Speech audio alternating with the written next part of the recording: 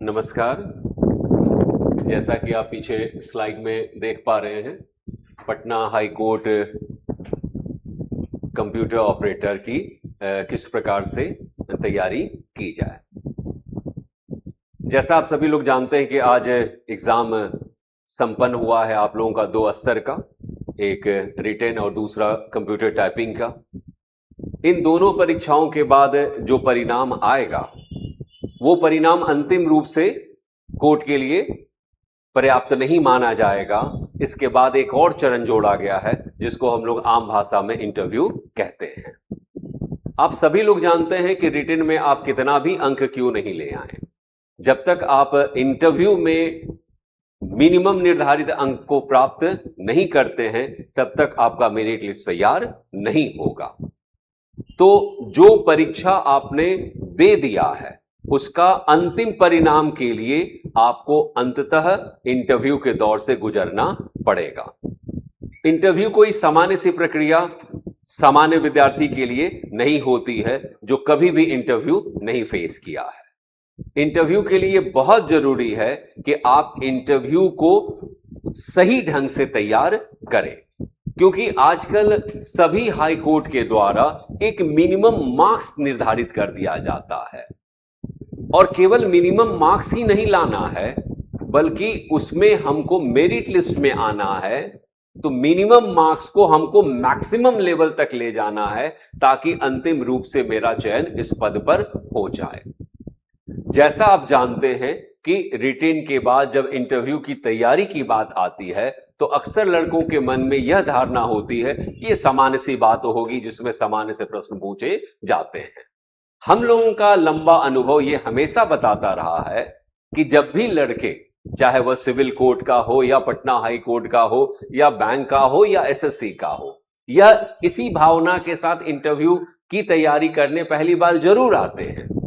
लेकिन जब उनसे पहली बार विभिन्न विषयों पर जब चर्चा की जाती है तब उन्हें खुद महसूस होता है कि एक अकेले में अपने के बीच में वार्तालाप करना और कुछ लोग जब बैठे हुए सामने और एक के बाद एक दूसरा प्रश्न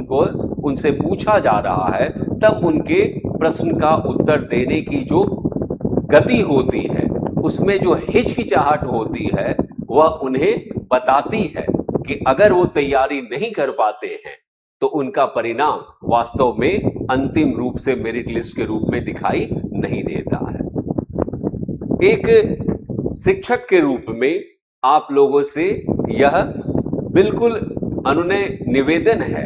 कि एक बार जरूर आप अपने आप को इस कसौटी पर जरूर तौलें कि क्या आप पहले इंटरव्यू दिए हैं, क्या आप इंटरव्यू के दौरान आपके सीवी से, यानी कि आपका जो बायोडेटा होता है उससे संबंधित विभिन्न प्रकार के जो प्रश्न तैयार हो सकते हैं, क्या उसके बारे में आपने कभी चर्चा की है? क्या आप अपने राज्य के बारे में, आप अपने जिले के बारे में, क्या आप न्यायिक ढांचा के बारे में क्या पूरी तरह से जानते हैं? क्या न्यायालय के जो विभिन्न धाराएं हैं, चाहे वह आईपीसी की धारा हो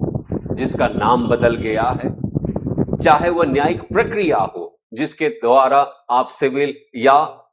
क्रिमिनल मैटर को देखते हैं, क्या उससे संबंधित सभी विषयों को आप जानते हैं? ये जो कंप्यूटर ऑपरेटर का जो कार्य होता है, तो क्या कंप्यूटर टाइपिंग के अलावा एक कंप्यूटर ऑपरेटर में क्या क्या क्वालिटी होनी चाहिए, क्या उससे संबंधित विषयों पर आप पहले कभी सोचे हैं?